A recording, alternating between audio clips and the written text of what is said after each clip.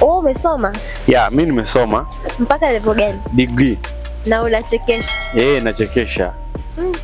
Bana, kwenye social media tunaona kwamba watu ambao hawajasoma wanabeza sana watu ambao wamesoma. Sasa wewe kama comedian unaichukuliaje au unaweza kuizungumziaje?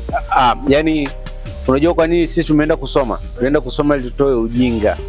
Kwa hiyo ukimwona mtu anabeza wasomi kwa sababu labda amefanikiwa kidogo, unajua kabisa yeye huyu kweli hajasoma na ana ujinga kichwani. Sijui umenielewa?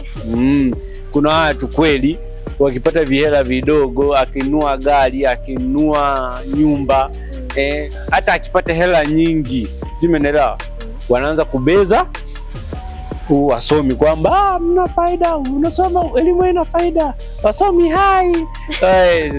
Wasomi vipi? Wasomi hivi, wasomi hai, sijui umenielewa.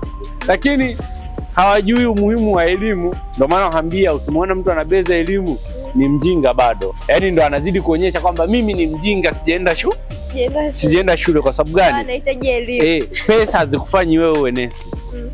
Uwe mtibabu.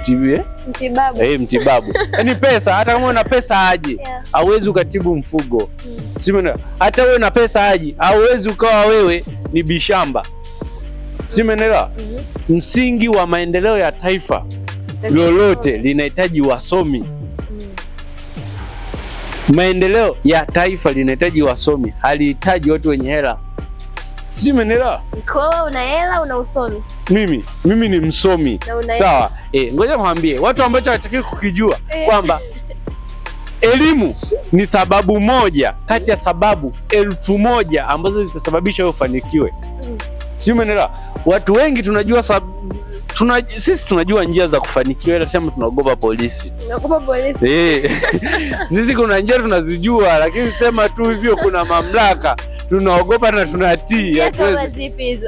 Njia gani? Wewe tulia, jua tu tunaogopa. Wewe jua polisi wa Malawi.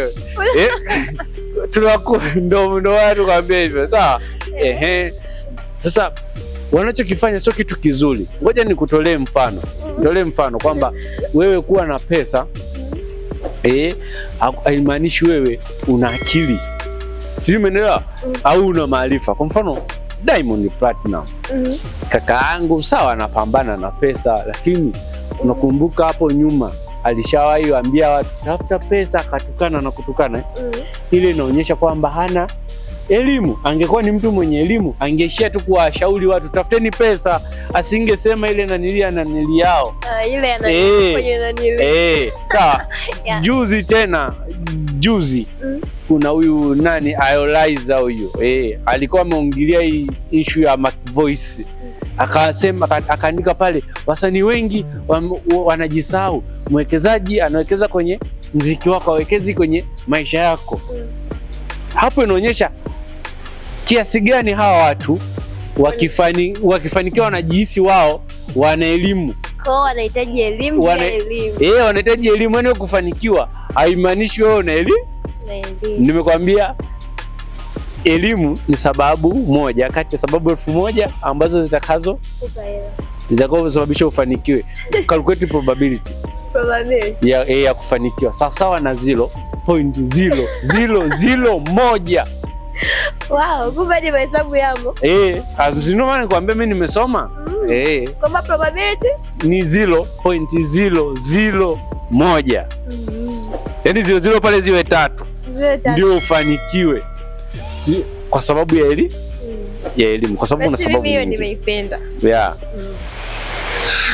Wewe kama msanii, kuna show inayo trend sana kuhusu ugomvi wa vita ya Irani, Marekani na Israel. Yaani kwa Afrika ina mtazamo gani? Inachekesha. Inachekesha kivipi? Yaani kuna ndugu zetu wa Kristo, wao ndo wanajiona Waisraeli. Yaani wote wamehamia upande wa Israeli. Kuna ndugu zangu Waislamu, wamehamia wote upande wa Irani. Alafu kuna wale ambao hawaamini katika Mungu, sio wa Kristo, sio nini, au hawaendagi sana kanisani, wao ndo wamejiona wa Marekani. Alafu wachambuzi wa vita wamekuwa wengi sana, yani wanajua kuchambua mambo ya vita. Sawa, mambo ya nchi, mambo ya siasa lakini kipindi cha nyuma walishindwa tu kuongelea mambo ya hapa kwenye nchi yetu, Malai kama Malai walishindwa kuyaongelea zile, lakini sasa hivi kwa hiyo kuna muda nakaa nasikiliza wanavyozichambua zile vita ya Marekani na Iran pale na Israel, mpaka unacheka, mtu hajui chochote, yani kapauka, lakini anavyokuelezea unacheka kichizi. Hawana elimu wengi. Kwa hiyo upo upande gani? Mimi siko upande wote, mimi niko upande wa amani. Mimi napenda amani. Napenda amani. Siko upande wote wa mtu ambaye anataka vita. Wewe uogopi? Uogopa nini? Vita siogope. Kwa sababu dunia haiko kwa ajili ya watu yani kwa ajili haiko fair. Ipo kwa ajili ya watu ambao walio tayari kukabili vita.